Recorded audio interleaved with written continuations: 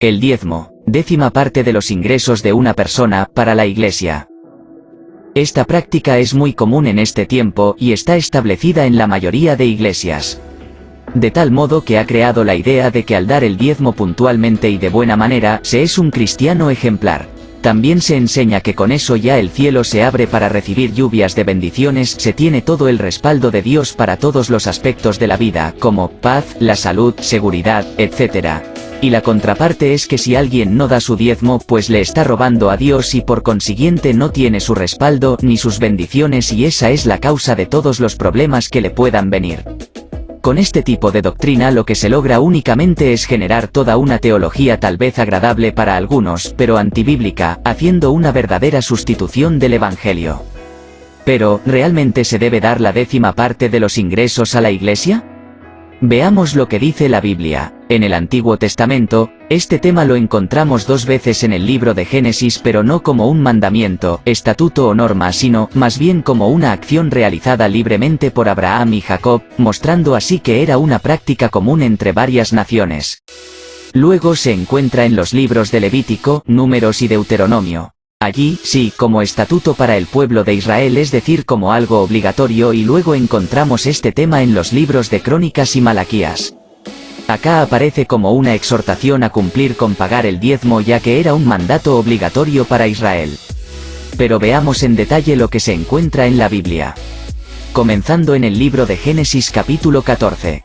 Allí se encuentra el relato donde Abraham dio el diezmo de un botín, es decir, la 10ª parte de lo que consiguió en una batalla. También en Génesis 28 se encuentra el relato de cómo Jacob hizo un voto a Dios en el que le hace un ofrecimiento, si lo bendice, si lo acompaña, si lo guarda durante el viaje, etc.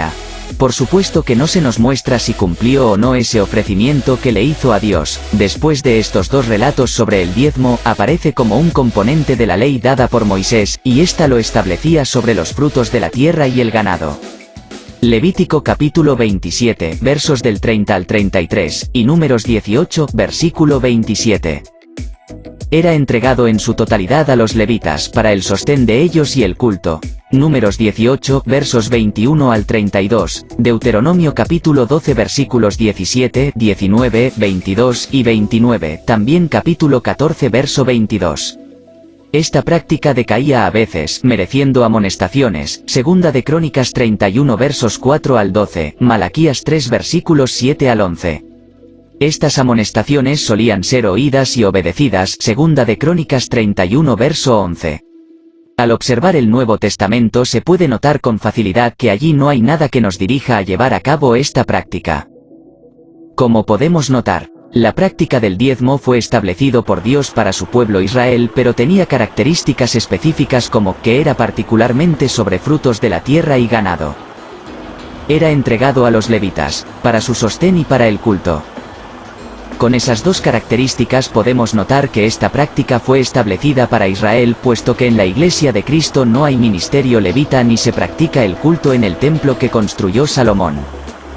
Algunos predicadores, en su afán de persuadir a los oyentes, establecen enseñanzas manipulativas como, la siembra y la cosecha, hay que dar para recibir, si no das le robas a Dios, etc.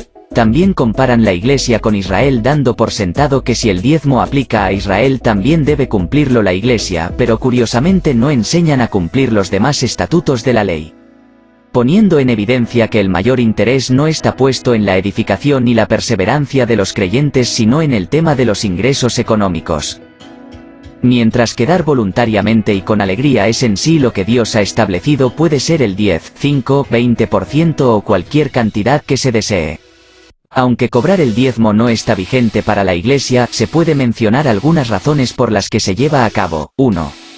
Falta de temor a Dios, la más importante, pues de aquí se derivan otras. 2. Falta de interés en conocer a fondo las doctrinas bíblicas. 3. Costumbre, es decir, es una práctica que se acostumbra a hacer y por lo tanto es un deber llevarla a cabo. 4. Herencia religiosa. El pastor anterior así lo estableció y por lo tanto así debe seguir. 5. Descaro. Hay muchos pastores que tienen como objetivo principal enriquecerse y para ello utilizan a la Iglesia por medio del diezmo y otras prácticas relacionadas al dinero. Podríamos mencionar más razones, pero estas son las más comunes. El pago de diezmos continuaba en tiempo de Cristo, como se muestra en el Evangelio de Lucas capítulo 11 verso 42, y 18 versículo 12, también en la carta a los Hebreos capítulo 7 verso 5. Pero no fue prescrito a los cristianos ni por Cristo ni por los apóstoles. Es decir, Cristo no mandó a hacer esta práctica, como tampoco él recibió diezmo alguno, y si lo hubiera pedido no se lo hubieran dado porque no era levita sino descendiente de la tribu de Judá. Tampoco el apóstol Pablo pidió diezmo pues no era levita sino descendiente de la tribu de Benjamín.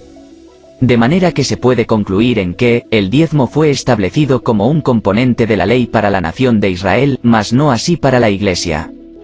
Por lo tanto, bajo la economía de la gracia se espera de todo creyente que aporte con corazón bien dispuesto como propuso en su corazón, no con tristeza, ni por necesidad, porque Dios ama al dador alegre, según la segunda carta a los Corintios, capítulo 9 verso 7.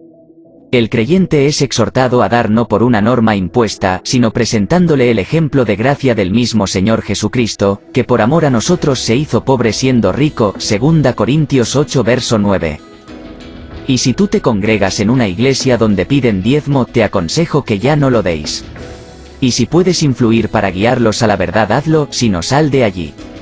Pues pareciera que dar el diezmo no es algo malo sino, más bien algo muy bueno, pero, no te equivoques, ya que al hacerlo o no, te ubica en el antiguo pacto o en el nuevo, en la gracia o en la ley. Bueno, solo recuerda las palabras del apóstol Pablo en Romanos 11, 6.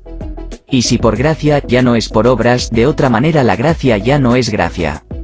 Y si por obras, ya no es gracia, de otra manera la obra ya no es obra. Hasta aquí llegamos con este video, espero que sea de edificación. Y si te gustó compártelo, dale like y suscríbete.